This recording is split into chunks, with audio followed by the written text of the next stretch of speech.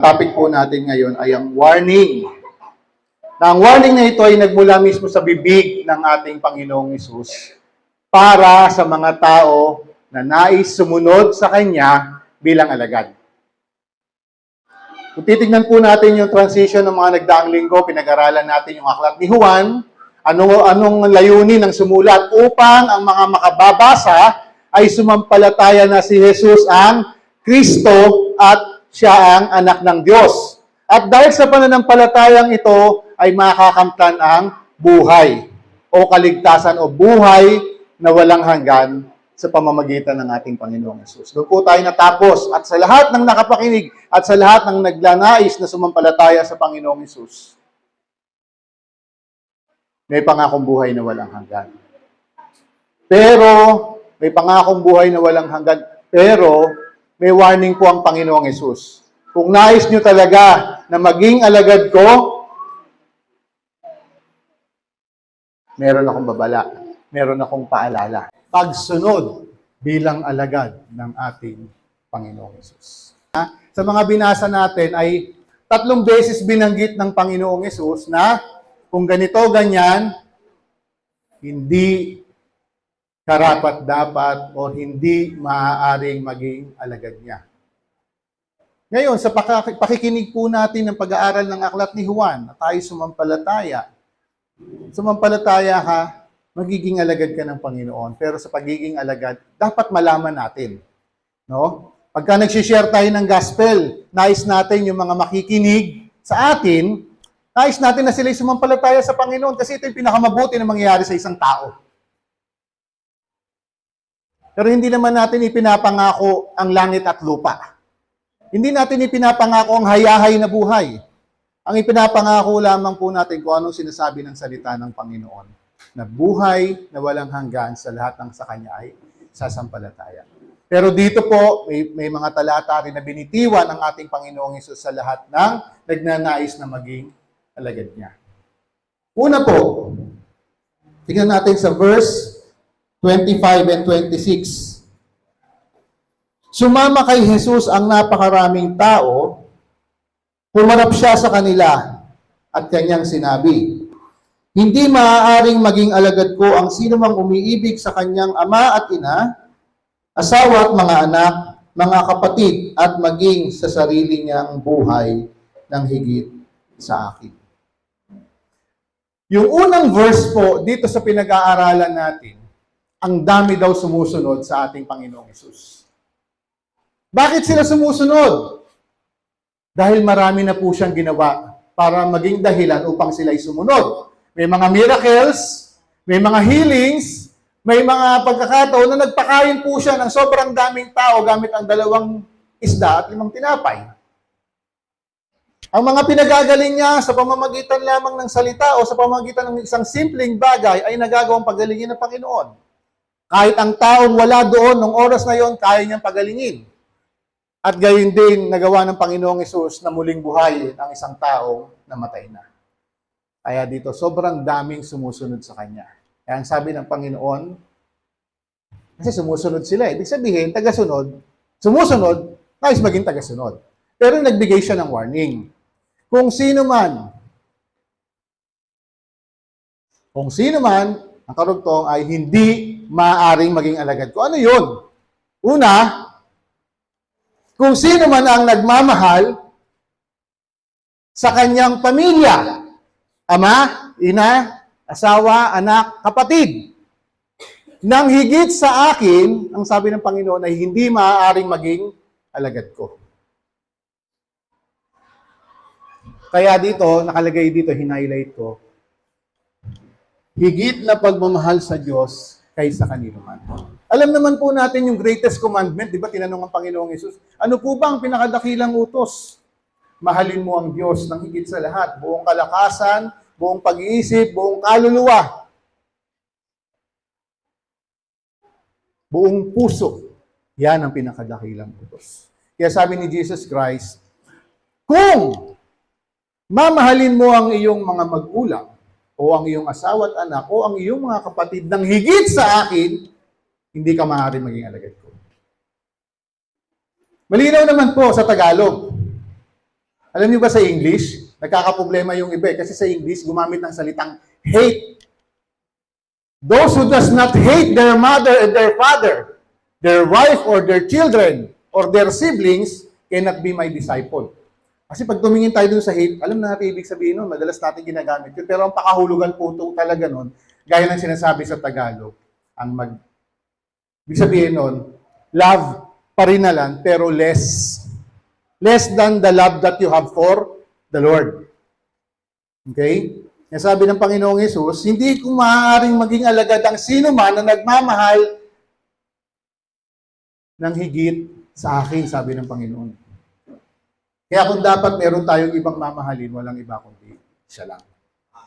Ba? Kaya nga po ako, pag nag-a-advise ako sa mga bata, sa mga may jowa-jowa, yung mga malapit na mag-asawa, o may mga nanliligaw, ang sinasabi ko sa kanila, huwag kang pipili ng lalaki or huwag kang pipili ng babae na mas mahal ka kaysa sa Panginoon.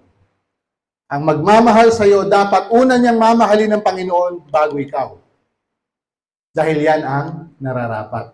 At yan ang sinasabi ng banal na kasulatan. If you cannot love them less than you love me, you cannot be my disciple. Pangalawa po, sabi ng Panginoong Hesus,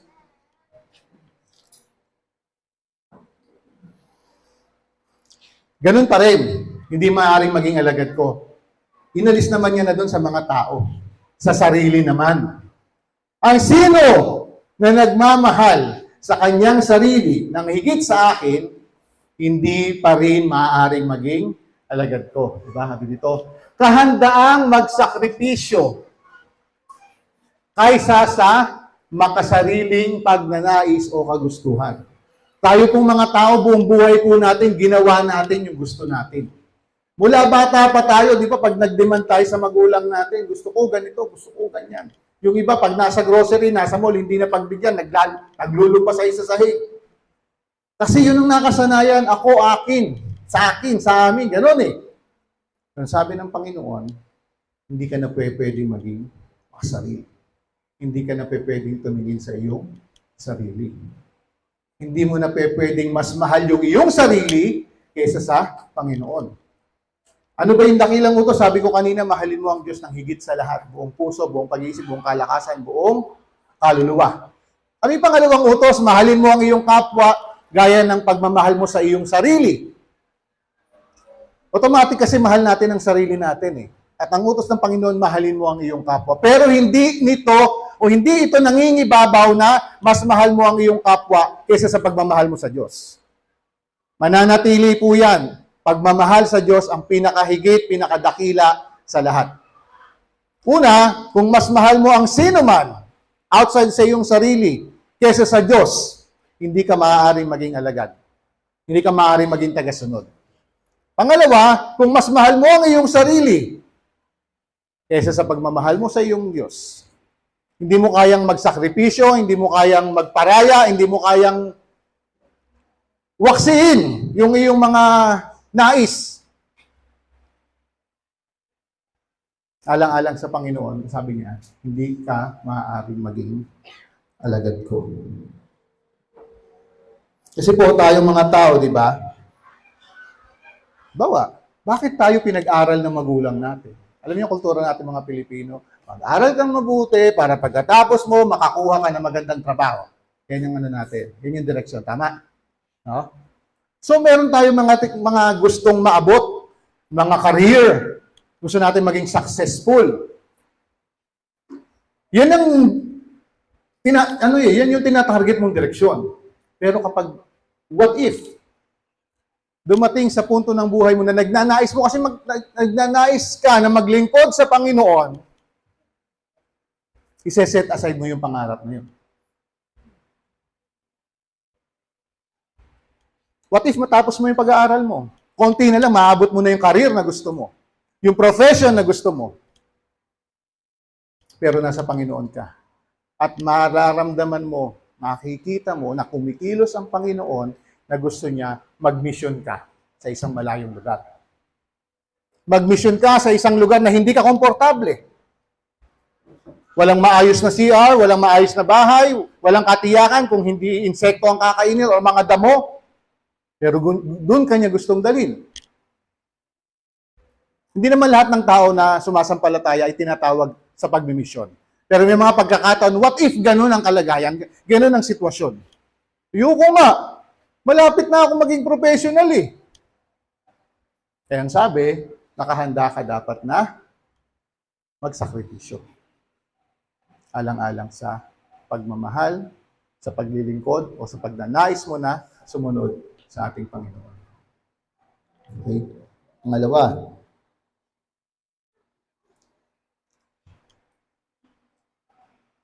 sanay po tayo na ang sentro ng buhay natin ay ang sarili natin.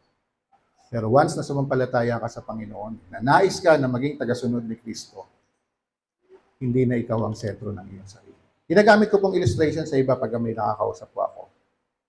Buong buhay ko po, nang hindi ko pa kilala ang Panginoon, sinusunod ko ang nais ko. Gagawin ko ang gusto ko. Bakit? Sa trono ng puso ko, ang nakaupong hari dyan ay ako. Pero dahil nakilala mo si Kristo, nais mong maging alagad, nais mong maging tagasunod, sa trono ng puso mo, ibababa mo yung iyong sarili. At sinong iuupo mo? Walang iba kundi ang Panginoon. Upang masunod mo ang nais niya sa buhay mo. Deny yourself. Kaya alam niyo sumunod na verse 27. Ang hindi magpasan ng sariling krus at sumunod sa akin ay hindi maaaring maging alagad ko. Kahandaang humarap sa mga pasakit at pagsubok o hindi madaling buhay. Carry your cross. Alam niyo mga kapatid, nung panahon po nila, Bible times, pag sinabing carry your cross, alam po nila yung bigat. Hindi yung literal na timbang ng kahoy. Yung bigat na pinagagawa ng Panginoon. Dahil alam po nila kung ano yung larawan o tunay na larawan ng pagpasan sa krus. Hirap, sakripisyo, challenges, etc., etc. Sa atin ba ngayon sa panahon natin, ano ba yung pagpasan ng krus? Ngayon, sa panahon natin, pagpasan ng krus. May suot kang kwintas na ang pendant mo ay cross. May sasakyan ka na ang sticker mo, cross. Ang t-shirt mo nakalagay, Jesus. Hindi ganun. May kahandaan ka dumaan sa anumang bagay alang-alang sa Panginoon. Deny yourself or die unto self. Hindi ka na pwedeng magreklamo na, bakit mo ako ginaganyan? Ako ganito. Alam mo yon? Minsan yung karapatan mo, kailangan mo nang alisin. Yung tatanggol mo sa sarili mo, minsan kailangan mo nang alisin. Alang-alang sa Panginoon. Alang-alang sa nais niya maging direksyon ng buhay mo. Kaya kailangan, carry your cross. Ano kasunod nun? Pasanin mo iyong krus. Sumunod ka sa akin. Yan yung madalas sinasabi ng Panginoon. Kahit di ba nung matapos tayo sa John, sabi niya kay Peter, sumunod ka sa akin. Lord, paano naman siya? Si John? Huwag siya intindihin. Ako, bahala sa kanya. Basta ang focus mo dapat kung ano yung pinagagawa ko sa'yo. Anong end doon? Sabi ng Panginoong Hesus, sumunod ka sa akin. So, ganun po lagi yung pinagagawa ng Panginoon. Hindi na yung susundin mo na yung sarili mo. Susundin mo na yung kanyang kalooban sa buhay mo. Kung nais mong maging tagasunod. Kaya nga alam niyo yung tanong dito, hindi ko na lang na-type eh. Ask yourself, are you a true disciple? Or tunay ka bang alagad? Kasi pag disciple, disipulo, ang ibig sabihin niyan ay alagad o tagasunod. Are you a true disciple of Jesus Christ or are you a comfortable Christian? Mabigat po yun. Kasi kung ikaw'y comfortable Christian lang, katulad ka lamang po nung iba na sinasabing SSS. Safe, seated, satisfied, wala nang gagawin. Nakamtan ko na yung buhay na walang hanggan. Maghihintay na lang ako. Hindi. Marami ka pang kailangan gawin. Dahil sa bawat tumanggap ng biyaya ng Panginoon, meron siyang pinagagawa. At isa sa pinagagawa ng Panginoong Hesus ay gagawin po natin mamaya. Humayo kayo, ipahayag ninyo ang salita, turuan ninyo ang mga tao, bautismuhan sila sa ngalan ng Ama, ng Anak at ng Espiritu. Espiritu Santo. Sabi ng Panginoon, ako'y kasama ninyo hanggang sa wakas ng panahon. May pinagagawa po ang Panginoon sa atin. At yung mga pinagagawa niya na yan, karabihan, sacrifice. At ang pagiging tagasunod at pagiging alagad ni Kristo ay hindi lamang po sa araw ng linggo, sa araw ng pagsamba. Buong linggo, buong buwan, buong taon ng buhay mo, dapat andyan yung pagiging tagasunod mo. Kasi po alam nyo, nagiging problema sa iba. Akala nila, kung lagi silang nagsisimba linggo-linggo, nakakamtan na nila yung pagiging tagasunod. Pero wala naman pala totoong pananampalataya. Kasi pagkatapos ng araw ng linggo na sumamba, yung Lunes hanggang Sabado, hindi mo makita ang bakas na siya ay tagasunod ni Kristo. Hindi ka maaari maging alagad ko, sabi ng Panginoon. Kung higit mong mahal ang mundo, ang sanlibutan, o ang mga hinahuhumalingan ng sanlibutan, nang higit sa Panginoon, hindi ka maaari maging alagad ng Panginoon. Nasaan pa tayo? Pangatlo pa lang. Diba? Dito, meron po siyang parable na ikinuwento ang Panginoong Hesus patungkol sa pagpapatayo ng bahay at sa pakikipagdigma. Sa pagpapatayo ng bahay, sabi niya, kahit sinong magpatayo ng bahay, titignan niya muna kung sapat yung perang hawak niya para maipatapos. Tama? Gayun din naman sa digmaan. Sino bang hari ang susugod sa kabilang kaharian upang digmain kung ang sundalo niya ay 10,000 at yung kalaban ay 20,000? Mas mabuti pa gawin niya makipagkasundo na lang siya. Kasi alam niya hindi kayang talunin ng 10,000 yung 20,000. Gayon din, sa magpapatayo ng bahay, ganito gusto kong bahay eh. Pero ang hawak mong pera, baka pako lang. Tignan mo muna kung kakayanin mo ba. Ganito rin po yung nais ng Panginoon. Anong hinighlight ko dito? So verse 32. Tiyaking kayang sundin ang mga ninanais at kalooban ng Panginoon sa buhay mo. In English, one word, commitment. Yung tipong paggising mo pa lang sa umaga, ang Panginoon na ang iniisip mo. Paggising mo pa lang sa umaga, pagpupurit, pagpapasalamat na dahil ginising ka pa niya. At hanggang sa itatakbo ng buong araw, subukin ka man ng dyablo, alam mo, sumusunod ka sa kalooban ng Panginoon. Subukin ka man ng mga tao sa paligid mo, pero alam mo, ang nais mo sundin ang kalooban ng Panginoon sa buhay mo. Mag-reflect ang ating Panginoong Hesus sa karakter mo. Kaya po bilang mga mananampalataya, yan ang goal natin, to be like Christ. Bagamat hindi pa tayo perfecto, nandito pa tayo sa katawang makasalanan, may mga struggles pa rin. Pero andoon yung dapat na iniisip natin, mahalaga, masunod natin yung kalooban ng Panginoon. Kaya laging yung tanong, kaya ko bang i-give up ito? Kaya ko bang talikuran ito kung gusto kong maging tagasunod ni Kristo? Yan po yung malaking katanungan. Kaya binigay ng Panginoon, kung magpapatayo ka ng bahay, siyempre titignan mo muna kung sapat para mapatapos ka eh. Bakit? Kung hindi mo mapatapos yan, pagtatawanan ka. Ganon din po sa pagnanais maging alagad ng Panginoong Hesus. Sa umpisa lang. Pero pag andyan na mga pagsubok, Lord, ayoko na. Ang dahil palang problema bilang Kristiyano. Ang dahil palang pagsubok, ang dahil palang persecution. Ayoko na. Babalik na ako sa dati kong buhay.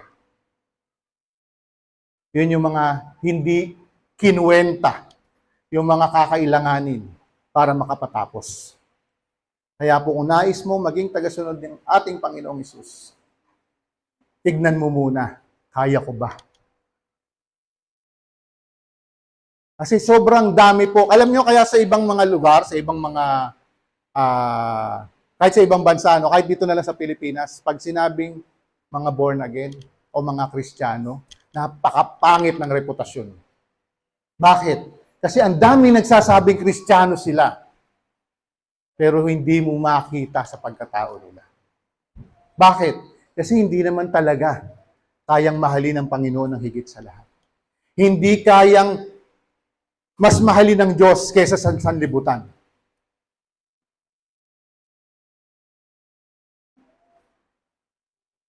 Alam niyo, minsan may mga gusto akong sabihin, kaya lang baka makasakit ako eh. Diba? Minsan na lang, isipin mo, bakit mas mahal ko yung labada ko kaysa humarap ako sa Panginoon upang sambahin siya? Bakit may dumating akong bisita, hindi ako makasamba kasi may bisita ako? Medyo, may konting kulo lang yung tiyan ko, ayoko nang sumamba. Alam niyo po, maganda bilang alagad tagasunod ng Panginoon. Hanggat kaya po natin. Alam mo yung magiging mindset mo? Mahahadlangan lang ang pagharap ko sa Panginoon kung ako'y nasa banig ng karamdaman. Pero hindi man po tayo kasi pare-pareho. Pero, alam mo yun, kasi kailangan mahal mo talaga ang Panginoon. Siya yung priority mo. Lahat po tayo, o lahat kayo, wala pa akong apo eh. Mas mahal ninyo ang apo nyo kaysa sa mga anak nyo. Sa mga may apo, sabi nila. Pero hindi pwedeng mas mahal mo yung apo mo kaysa sa Panginoon. Kaya sinabi doon sa una, kung mamahalin mo yung pamilya na binanggit, nang higit sa akin, sabi ng Panginoon, hindi ka maaaring maging alagad ko. Kasi minsan, ultimo yung pamilya mo nagiging dahilan para para magmukhang mas mahal mo ang pamilya mo kaysa sa Panginoon. Medyo mabagsik po ito mga verses na ito. Eh, hindi po natin pwedeng iwasan kasi naggaling po ito mismo sa bibig ng Panginoon. Dahil noong mga oras na yun, sobrang daming sumusunod sa Kanya. Nung sinabi niya na yung babala ng ganito, ganyan, hindi maaaring maging alagad ko, hindi ko alam kung ganun pa rin karami sumusunod sa Kanya sa mga susunod na pagkakataon. Nasubok po ng Panginoon niya sa John chapter 6. Dahil hindi nila maunawaan ang sinasabi ng Panginoon, ang ginawa ng iba. Iniwan siya! Gayon din dito, sinasabi ng salita ng Panginoon. Kung hindi mo ako kayang mahalin ng higit sa kanila, hindi ka maaaring maging alagad ko. Kaya po yung desisyon ng ilan sa inyo na magpapabautismo. Anong kinakanta natin? I have decided to follow Jesus. There is no turning back. Desidido na ako na ipamuhay yung pagiging Kristiyano, pagiging alagad, tagasunod ni Kristo. Hindi yung para lang sabihin ko, Kristiyano ako. Hindi. Makikita sa buhay mo, mahahalata ang presensya ng Diyos sa buhay mo. Kahit estudyante ka, kahit nagtatrabaho ko, ano man, nagninegosyo ka, makikita dapat sa buhay mo na tagasunod ka ni Kristo. Yung mga estudyante dyan na nakasurvive sa pangongopya, kung naging tagasunod ka ni Kristo, hindi kaya, makakarating kaya ako ng next level, hindi na ako makakapangopya kasi ayaw ng Panginoon yun. Hindi na baling hindi ka makaabot ng next grade level. Sundin mo lang dapat ang kalooban ng Panginoon. Konti na lang, makakagraduate na ako, 1 taon na lang eh. Kailangan ko mag-cheat, kailangan ko mangopya. Alam mo na hindi yan ang kalooban ng Panginoon sa'yo. Hindi na bali wag ka graduate. Sa trabaho, ganun din. Minsan nalalagay tayo sa kompromiso. Minsan, alam mong mali yun, alam mong hindi dapat ganun, pero minsan napapaayon ka. Kasi lahat sila ginagawa yun. Kaya may warning ang Panginoon. Sabi ko nga sa inyo, ilang verse lang po yan, pero ang sabi ng 3 beses niyang inulit, hindi maaari maging alagad ko itong mga ganitong sitwasyon, mga ganitong kalagayan. So, kailangan po natin talaga yung ating commitment, yung buhay po natin para sa Panginoon na talaga. Sa mga mag-asawa po, sabi nila, nabasa ko lang, sa mga mag-asawa daw po, yung mga matatanda na, yung mga ilang taon nang nagsasama, sabi nila, madalas daw doon, hindi na love, commitment na lang. So, huwag kayong magngingisihan, di ko alam kung sino yun. Pero, parang ganun lang parang naging magulang ka. Ang kailangan mong gawin, gampanan mo yung pagpapalaki ng anak mo, pagpo-provide sa kailangan ng anak mo. Committed parent ka. Sa asawa mo, ganun din, dapat may commitment ka. higit ang sinasabi sa salita ng Panginoon na kailangan meron tayong commitment sa pagsunod sa Panginoong Hesus. Okay? Pangilan na yun. Last. Okay. Verse 33. Gayon din naman, hindi maaaring maging alagad ko ang sino man kung hindi niya tatalikuran ang lahat sa kanyang buhay. Ito mabigat. Hindi lang tao ang tatalikuran mo. Hindi lang sarili mo. General na, talikuran ng lahat. Kung hindi mo kayang talikuran ng lahat, hindi ka maaaring maging taga-sulat. Pero alam niyo mga kapatid, hindi ito dapat ma-misinterpret. Mahal mo yung pagiging estudyante mo. Gusto mo makatapos, gusto mo maabot yung pangarap mo. Walang masama doon. Hindi hinihingi ng Panginoon na tigilan mo yung pag-aaral at maglingkod ka na lang. Hindi naman ganun eh. Ano yun? Ang tinutukoy dito, kung ano man bagay na minamahal mo at ninanais mo na magiging hadlang sa pagsunod mo sa Panginoon, dapat mong iwaksi yan. Kung ikaw meron kang isang relasyon, pinagbabawal na relasyon, mahal na mahal mo itong kapartner mo sa relasyon mo na ito, pero alam mo, hindi yan ang kalooban ng Panginoon. Kailangan mong iwaksihan. Mabait naman si Lord, patatawarin niya kami. Oo, mabuti ang Panginoon, mabiyaya ang Panginoon. Pero ang tunay na nakakilala sa Panginoon, inaalis, tinitigilan yung pamumuhay sa kasalanan. Kaya ang nais ng Panginoong Hesus, alisin mo, talikuran mo, bitawan mo ang anumang bagay na nagiging dahilan para maging hadlang sa paglilingkod mo sa Kanya. Ako po, personal ko pong naranasan yan. May mga inalis po sa buhay ko ang Panginoon. May business, may trabaho. Kasi magiging hadlang yun sa pagsunod sa Panginoon. Walang imposible at walang mahirap sa Panginoon na tanggalin yung mga bagay. Kahit tao, pwede niyang tanggalin sa buhay mo kung nagiging hadlang ito. Kung may boyfriend ka na ayaw kang samahan sa pagsamba, doon na lang tayo, mag-out of town tayo, mas masarap mamasyal sa araw ng linggo. Pwedeng alisin ni Lord sa iyan. Kasi nagiging hadlang yan para maalis ka sa iyong pagnanais na maging tunay na tagasunod ng Panginoon Jesus. So dapat nakahanda po tayo. Kung decided ka na to follow Jesus, to be His disciple, to be His true disciple, kailangan mas mahal mo siya ng higit sa lahat. Pamilya, sarili, karera man yan, o estado sa buhay, mga material na bagay, at kung ano-ano pa, maaring maging dahilan, kailangan hindi sila maging priority mo, hindi ang Panginoon.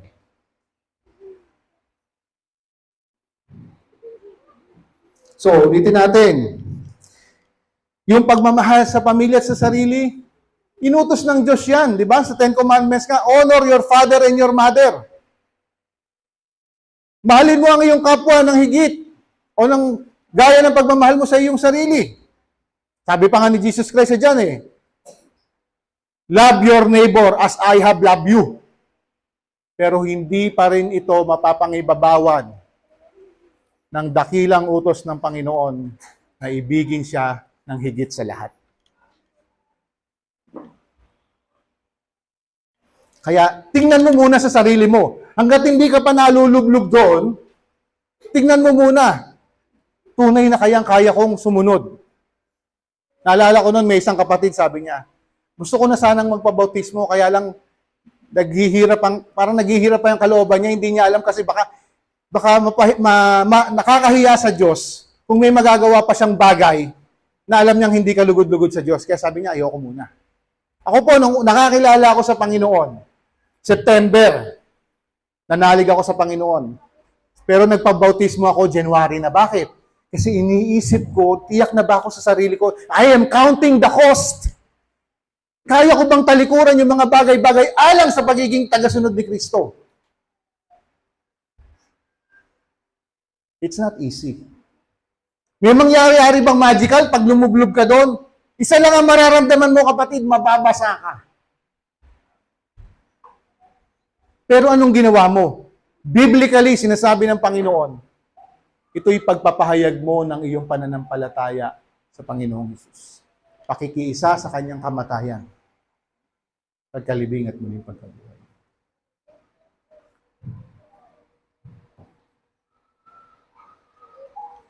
Alam niyo, may isang istorya sa Bible na kinausap siya ng Panginoon. Actually, siya lumapit sa Panginoon. Panginoon, paano ko ba makakamtan ng buhay na walang hanggan? Sabi ni Jesus sa kanya, gawin mo yung mga utos, alam mo naman. Nagawa ko na pong lahat yan. O isa pa ang kulang mo, sabi ng Panginoon. Ibenta mo lahat ng iyong ari-arian at ipamigay mo sa mahihirap ang pinagbentahan. Ano naramdaman niya? Hindi ko kayang i-give up yung aking pinaghirapang kayamanan para lang ipamigay sa mahihirap. Anong ginawa niya? Tumalikod at umalis sa presensya ng Panginoon. Bakit? Mas mahal niya yung kanyang kayamanan kaysa pagsunod sa sinasabi ng ating Panginoong Hesus. Ganun po kasimple. Kaya ito po ay warning. Hindi ko alam kung madadagdagan pa yung bilang ng magpapabautismo or mababawasan. Nasa pagkilos po ng Panginoon yan sa buhay natin. Huwag kayong mag-alala, hindi ito pilitan, maaaring hindi pa ito yung pagkakataon, marami pa tayong susunod na pagkakataon, kung talagang medyo pang pag-aalin, hindi ko yata kayang gawin yung mga pinagagawa doon sa pinag-aralan natin. Huwag kang mahiya na umurong. Kasi yung pag-decide mo na magpapabautismo ka, hindi naman udyok ng kapatid, hindi udyok ng kapamilya, hindi udyok ng kung sino man. Kundi ang udyok sa iyo ng banal na Espiritu, this is the right time na alam mong kaya mo nang sundin ang kalooban ng Panginoon bilang disciple or true disciple ni Jesus Christ.